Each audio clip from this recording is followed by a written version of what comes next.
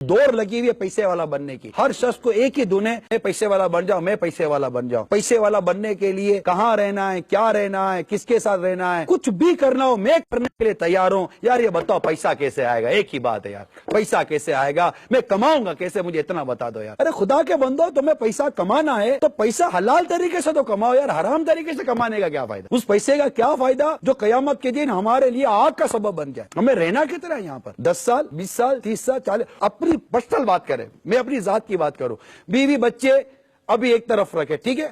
मेरी 20 से 22 साल की जिंदगी तो खाली पढ़ाई में निकल गई, कुछ भी नहीं किया। 20-22 साल की जिंदगी इसी में निकल गई। 18-19 साल का हुआ तो कारोबार करो, कामकाज करो, नौकरी करो, कल शादी होगी, अच्छा भाई करते हैं। अब बाद पढ़ाई में और इसी चीजों में निकल गए। 25-30 साल का हुआ, शादी वगैरह हो गई। अब शादी हो गई, 1.5-2 साल हुए, 2-3 साल हुए, अल्लाह की रहमत से बच्चे की विलादत हो गई घर में। अब जनाब मैं 28-30 साल का हुआ तो एक बच्चा है। अब मैं अपने लिए थोड़ी कमा रहा हूं, मैं तो इनके लिए कमा रहा हूं। भाई मेरा पेट 5,000 रुपए में भर रहा है, लेकिन मुझे घर चलाने के लिए 15,000 रुपए चाहिए। फिर अल्लाह की रहमत से एक बच्चा और हुआ, फिर एक बच्चा और हुआ, 2-3 बच्चे हो गए। अब जनाब मुझे 25-30 हजार रुपए चाहिए। मेरी जिंदगी 35-40 साल की तो इसी में निकल गई। अब मेरे बच्चे बड़े हुए, 15 साल 20 साल के हुए, मुझे एक एक्सपेक्ट है कि मेरे बच्चे जब बड़े हो जाएंगे मैं थोड़ा आराम कर लूंगा, और आराम करूंगा तो बच्चे कमाकर मुझे खिलाएंगे। बाकी मैं मशीन की तरह चल ही रहा हूं। अब अगर अल्लाह की रहमत से कोई ऐसी औलाद नसीब हो गई जो फरमाबरदार है, इत्ताअत गुजार है, और हमें कोई कमाकर खिलाएगी भी या हमें कोई रेस्ट मिलेगा भी, तो मिल भी गया तो कितना अरसा? 8-10 साल, 15 साल, 55-65 तकरीबन, इसमें तो आदमी मर जाता है। तो रही कितनी जिंदगी हमारी? और फिर इसके लिए आराम कमाकर कयामत के दिन अल्लाह के हुजूर हाजिर होना, कि फिर यही बीवी बच्चे अल्लाह के हुजूर हाजिर होकर खुद फरियाद करेंगे कि इससे हिसाब ले, इससे हमको हराम क्यों खिलाया? उस वक्त अगर हम कहेंगे तो हराम तो तुम्हारे लिए कमाया, तुम्हारा ये कहना थोड़ी को माना जाएगा। बीवी बच्चे सारी नेकियां ले लेंगे, बीवी बच्चों के गुनाह लाद दिए जाएंगे, और फिर ऐसे शख्स को जहन्नम में डाल दिया जाएगा और कहा जाएगा ये वो बदनसीब है कि जिसके ऊपर इसके अहले खाना के गुनाहों का बोझ है। इन्हीं बीवी बच्चों के लिए हराम कमाया और इन्हीं बीवी बच्चों के लिए हम जहन्नम में चले जाए।